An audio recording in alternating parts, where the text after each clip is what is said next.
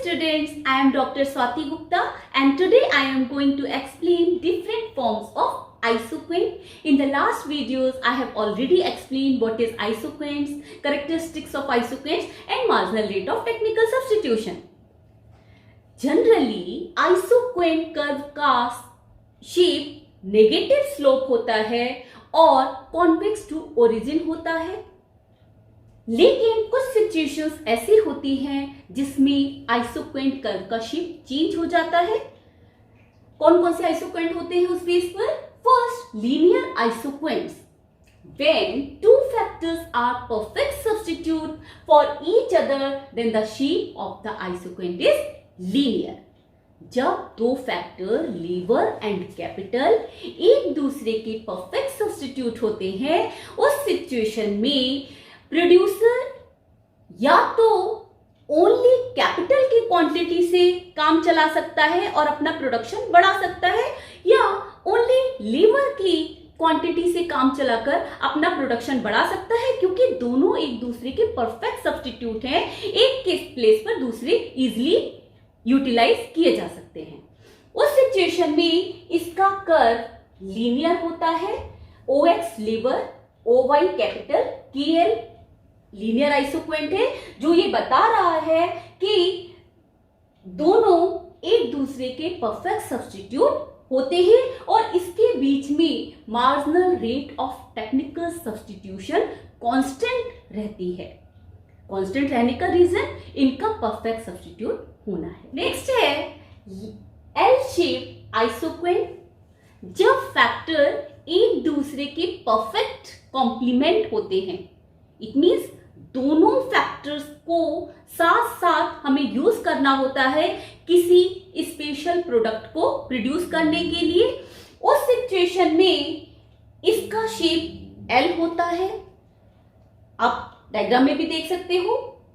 यदि प्रोड्यूसर जितनी units L की यूज कर रहा है, उसी प्रोपोर्शन में वो कैपिटल की यूनिट्स को यूज करता है.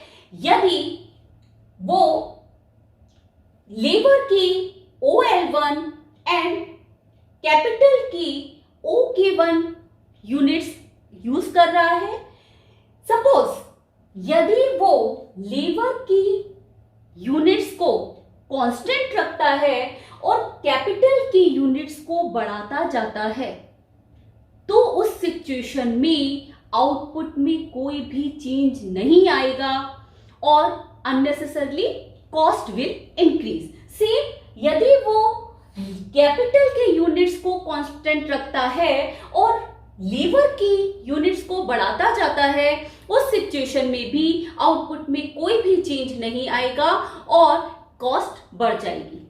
ये क्लियर है कि यदि दोनों फैक्टर्स परफेक्ट कॉम्प्लीमेंट होते हैं, तो उस सिचुएशन में केवल एक फैक्टर को बढ़ाकर आउटपुट नहीं बढ़ाया जा सकता है. आउटपुट उसी सिचुएशन में बढ़ेगा जब दोनों फैक्टर्स को सेम प्रोपोर्शन में बढ़ाया जाए.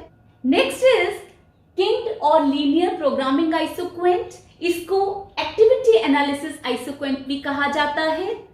इसके अकॉर्डिंग फैक्टर्स के बीच में जो सब्स्टिट्यूटेबिलिटी होती है वो बहुत लिमिटेड होती है और किसी भी प्रोडक्शन को करने के लिए लिमिटेड टेक्निक्स और प्रोसेसेस को यूज किया जाता है. और उस सिचुएशन में आइसोक्वेंट कर्व के जिस पॉइंट पर किंक होता है या बेंड होता है, उस सिचुएशन उस पॉइंट पर ही दो फैक्टर के बीच में सब्स्टिट्यूट करना इजी होता है, या ऐसे पॉइंट्स को फिजिबल पॉइंट्स कहा जाता है. टेक्निकली फिजिबल पॉइंट्स कहा जाता है. सपोज 4 टेक्निक्स यूज की जा रही हैं, ABCD. ए टेक्निक यदि प्रोड्यूसर यूज कर रहा है तो उसको 10 कैपिटल एंड 1 लेबर की आवश्यकता है. बी टेक्निक में 6 labour and 6 capital and 2 labour. C 3 capital and 3 labour. And 4 technique में 2 + 4 it means 2 capital and 4 labour का यूज करके वो सेम आउटपुट प्रोड्यूस कर सकता है। डायग्राम मैंने इस टेक्निक के अकॉर्डिंग बनाया है ताकि आपको इजीली समझ में आ जाए। 4 टेक्निक्स दी गई है। ए पॉइंट पर 10 कैपिटल एंड 1 लेबर यूज हो रही है। बी पर 6 एंड 2 लेबर यूज हो रही है। सी पॉइंट पर 3 capital and 3 labour and D point पर 2 कैपिटल एंड 4 लेबर यूज की जा रही है। यदि हम इन सारी पॉइंट्स को जोड़ दें तो हमें आइसोक्वेंट कर्व मिल जाता है, या A B C D is the isoquant curve. Isoquant के किसी भी पॉइंट पर सब्स्टिट्यूशन 2 फैक्टर के बीच में पॉसिबल नहीं होता है। सब्स्टिट्यूट 2 फैक्टर्स को सब्स्टिट्यूट केवल उसी पॉइंट पर किया जा सकता है जहां पर आइसोक्वेंट किंक होता है या आइसोक्वेंट बेंड होता है।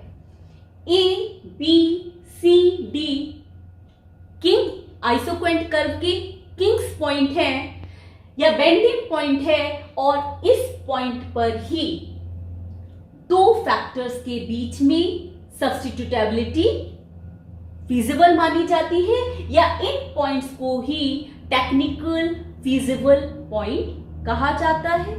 होप सो आज आपको डिफरेंट फॉर्म्स ऑफ आइसोक्वेंट समझ में आ गई होंगी। In the next video I will explain iso cost line. Till then bye, take care.